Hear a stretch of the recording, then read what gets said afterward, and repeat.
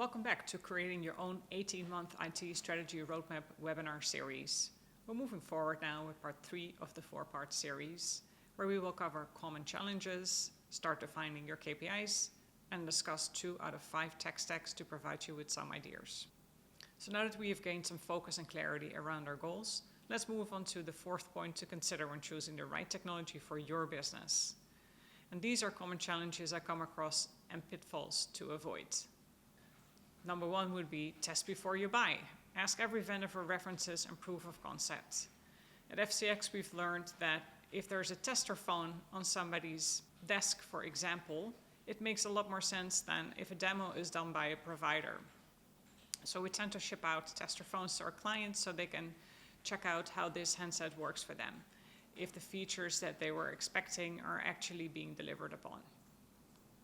Second point would be to get the full picture. So look at the total cost of operations. A software may will have a very well working feature that you're looking for, such as it could help you with saving something in the long run, but it could be relatively more expensive when looking at the complete ecosystem. Save time and communicate clearly. Appoint an internal project manager. This is such an important point that we come across over and over again. The more of an internal project manager there is, the quicker the project will get implemented. When we work with clients that do not have an internal project manager, what tends to happen is that there is an over-ordering of seats, for example.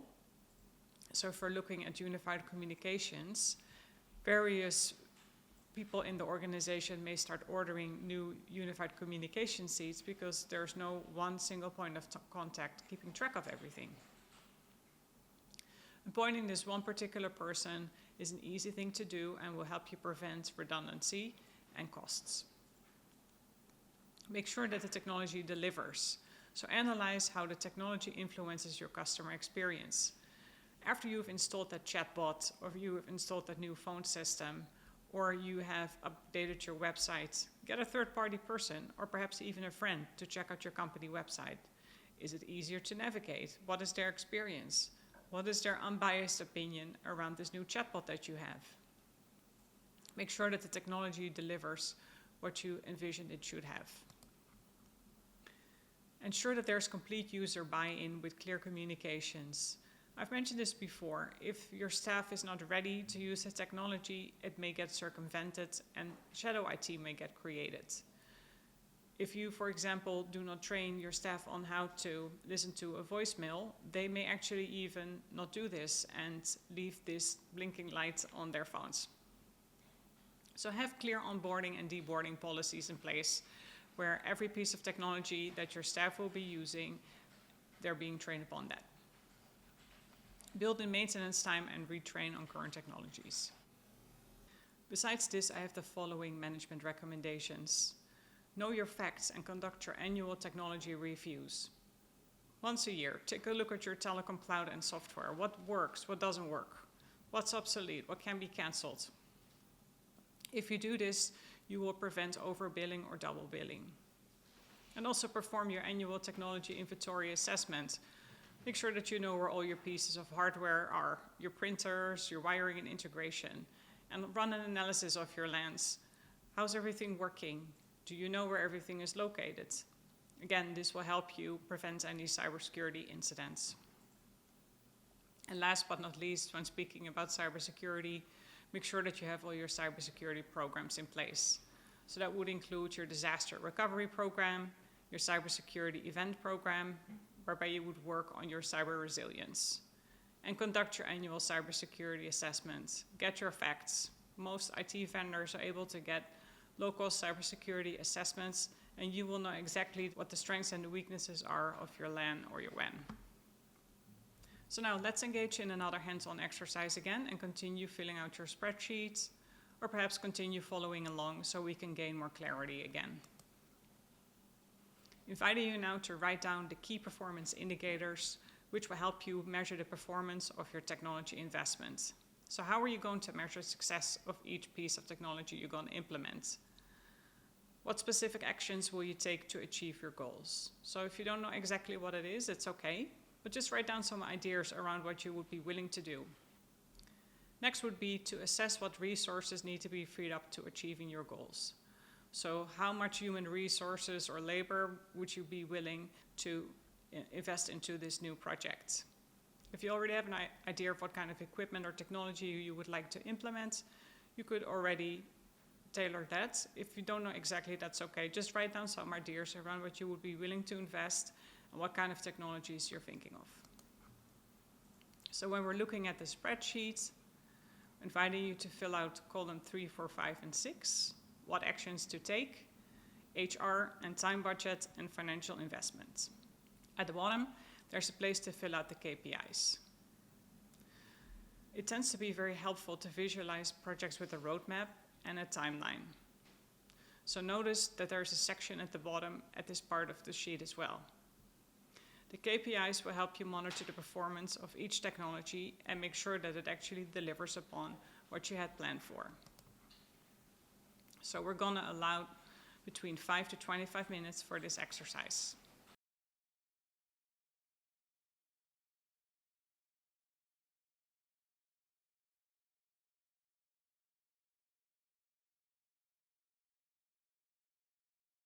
So how was the exercise for you? I hope it provided you with some more clarity and focus, and your plan is already taking shape. Now let's dive into trends and options in 5 key IT technology stacks for SMBs in 2025 to give you a bit more information to base your plan off of. The stacks I will be covering are cybersecurity, AI and IoT, network services, omnichannel communications, and hardware management. First of all, I wanted to cover the most critical aspect of IT management, which is cybersecurity. It's not an easy topic to discuss, but it's a pressing one. About 41% of small businesses fell victim to a cyber attack in 2023 alone. Did you know also that a staggering 40% of ransomware attacks begin with phishing emails? I wanted to mention this to illustrate how widespread and relentless cyber attacks have been over the past few years, and that we need to protect our businesses against them. What is happening right now as a result of these escalating threats is that the focus has shifted from just cybersecurity to what we call cyber resilience. Cyber resiliency is not just about preventing breaches, it's about being able to anticipate, withstand, and recover from a breach. And most importantly, to adapt when things go wrong. What we've seen in the statistics over and over again is that recovering and adaptation have become the focal point for many small businesses. The current estimate is that around 60 to 70% of SMBs are prioritizing the ability to recover from a cyber attack over strictly preventing one. This brings us to the 3 things that every business owner must address, and if there are only 2 takeaways from today's session, this is the first one: passwords, patches, and education. So passwords, patches, and education. Properly managing passwords and having a password management will help you prevent breaches. Make sure that all your devices are patched in time, and ensure that your staff is educated and understands what a phishing email looks like and what is not a phishing email. Unfortunately, 3 out of 4 breaches are caused by employee error and not by malicious intent. So again, particularly around phishing, SMBs are facing 3.5 times more social engineering attacks than larger enterprises. The second thing I wanted to mention as a takeaway would be encryption, firewalls, and multi-factor authentication. So, encryption, firewalls, and multi-factor authentication. Make sure that all your data is encrypted and that your firewalls are up to date. Turn on the multi-factor authentication. I know it is a headache to work with and slows you down. However, research is showing that multi-factor authentication helps prevent breaches. Now, as a result of the increased threat landscape, businesses now need to establish 9 layers of defense and response. These layers include data security, application security, staff education, endpoint security, and all the other aspects that are shown in the visuals here. To ensure that all 9 layers are covered, it can be beneficial to conduct a cybersecurity assessment, because it will help your team understand the strengths and weaknesses of your systems. If you haven't conducted a cybersecurity assessment in the last 18 months, experts recommend doing so as soon as possible. So while cyber resiliency is the new standard, investing in employee education and making sure your business has the right cybersecurity in place can help you. The question, unfortunately, is not if you'll be targeted, it's when, and how prepared will you be. Now let's move on by exploring 3 top-notch cybersecurity providers that are tailored for SMBs. So many SMBs rely on managed service providers for comprehensive solutions, and that is great. But I also wanted to point out that there are providers available that are specialized in cybersecurity, and they offer targeted security strategies, often offering layers of security and protection that MSPs cannot. I just wanted to cover a couple of these providers here to give you some options. First, let's look at TPX. TPX offers access to best-in-class technologies from multiple vendors and manage everything on one platform. Their cybersecurity offerings include next-generation firewalls and a security awareness training program to educate your staff. Another provider worth mentioning would be Telesystem.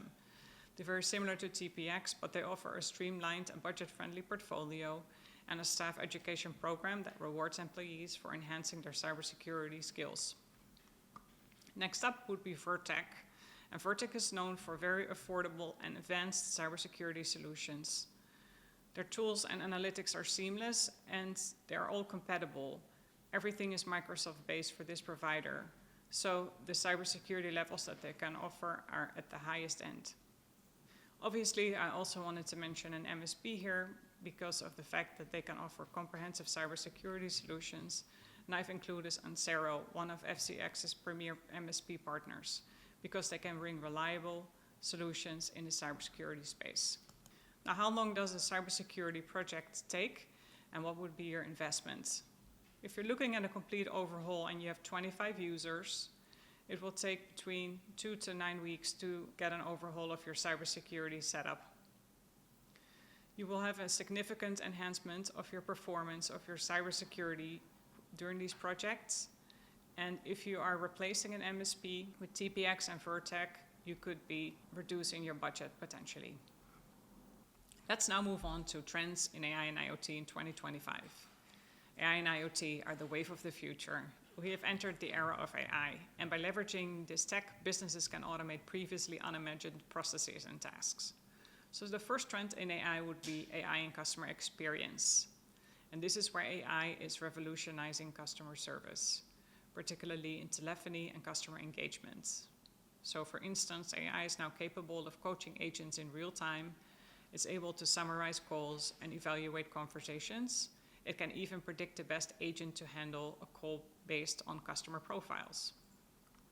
A great example of this is Zendesk, which uses AI for predictive routing and analyzes customer conversations to recommend better solutions. In this vein, for example, there are also the AI-powered chatbots, and they're becoming increasingly human-like, and they provide natural conversational interfaces to interact with customers. Great examples here are Core AI and ChatGPT, which have been integrated into various platforms and assist users in customer support. The second trend in AI is AI in productivity, where AI-driven workflow automation is streamlining processes across industries.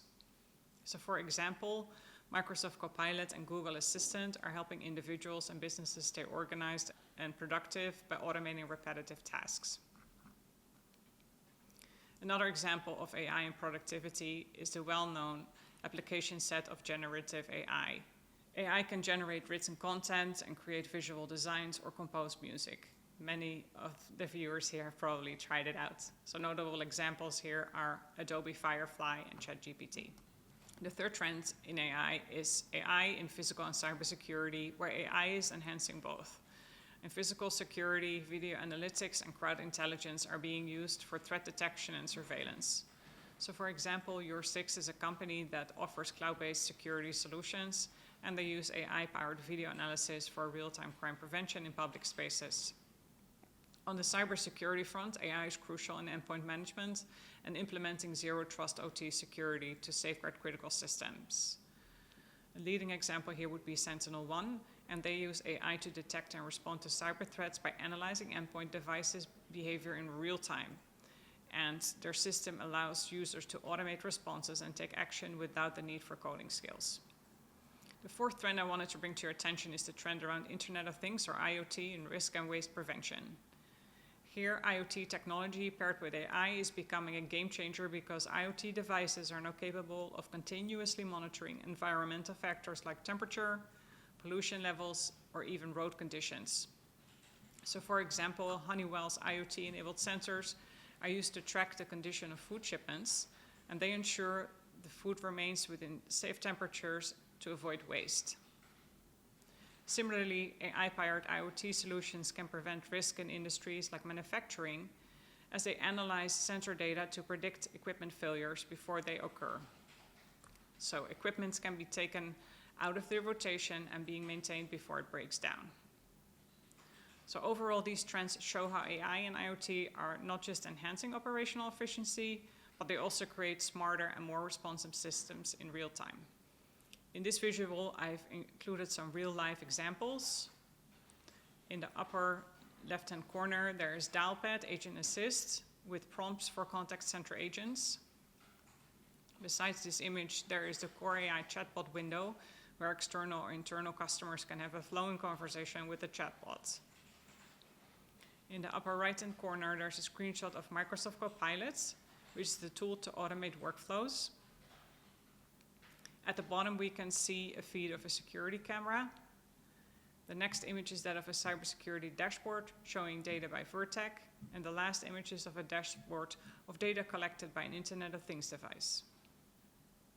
I want to continue now with identifying the top AI providers for small to medium-sized businesses, mentioning 3 leading providers with distinct strengths, which are Microsoft Copilot, Core AI, and Epic.io. So Microsoft's AI offering, Microsoft Copilot, is well known and has the potential to save teams up to 40% of their time on back office tasks. Installation is really quite easy, and it can be integrated quickly into workflows if the organization already uses Microsoft 365.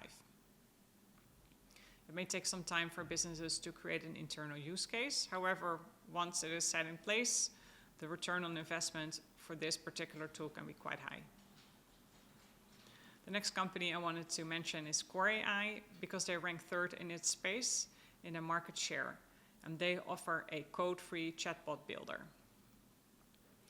Their solution set is quite fluent, and they're geared towards the improvement of the customer experience and lower service costs by automating processes like claims and inventory management.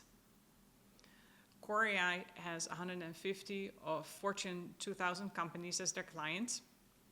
They can truly help businesses lower the impact of employee turnover and support both customers and employees with obtaining accurate and relevant product data. The last company I wanted to mention is Epic.io. This company offers 5G-ready connectivity and AIoT solutions. So their goal is to enhance safety and intelligence for businesses. They provide real-time data analysis for better threat detection and operational efficiency. So for example, there are oil rigs in Texas that tend to catch fire when the temperature around the oil rig increases too much. The AIoT sensors that Epic.io provides detect temperature increases and shut down the oil rigs before they can catch fire. So not only is the equipment safeguarded, also the production of each oil rig is improved. Now let's explore the duration and investment required for AI and IoT projects, specifically focusing on Microsoft Copilot, Core AI, and Epic.io for a 25-user organization. So let's start with Microsoft Copilot. Depending on the use case, the integration can take anywhere between 1 to 8 weeks. And the internal project manager will need to be dedicated for about 80 hours for this effort. How quickly this can be implemented depends upon the grasp of the teams of their workflows. And so while the vendor partner will assist with implementation, the team's involvement would be vital. It's definitely worth looking at Microsoft Copilot because it offers an impressive return on investment. According to Forrester's new technology report, Microsoft 365 Copilot can deliver an ROI range from 132% to 353% over 3 years. The subscription cost is about $360 per user per year, and professional services are priced on a case-by-case basis. Next will be Core AI. It would require more time due to its detailed programming needs, and setup will take between 1 to 10 weeks. The project manager will need to be engaged for approximately 80 hours. And just like Copilot, understanding workflows and objectives is necessary for successful implementation. Now, Core AI could do wonders. It could automate up to 80% of customer inquiries, which could save significant amounts of man hours. However, pricing is very different than Copilot's, and it is 20 cents per interaction. Lastly, let's talk a little bit about Epic.io, the IoT provider. Their setup requires between 3 to 10 weeks for a 25-user organization, and it would require about 40 hours of the project manager's time. The provider would take care of the majority of the heavy lifting, but a comprehensive discussion about specific use cases and programming will be very necessary. IoT sensors from Epic.io can improve food safety and quality and can reduce waste by 5 to 7%, so it will be worth the investment. A single IoT temperature sensor service ranges from 50 cents to $20 per month, and there would be a one-time cost between $250 and $475. Installation tends to be around $750.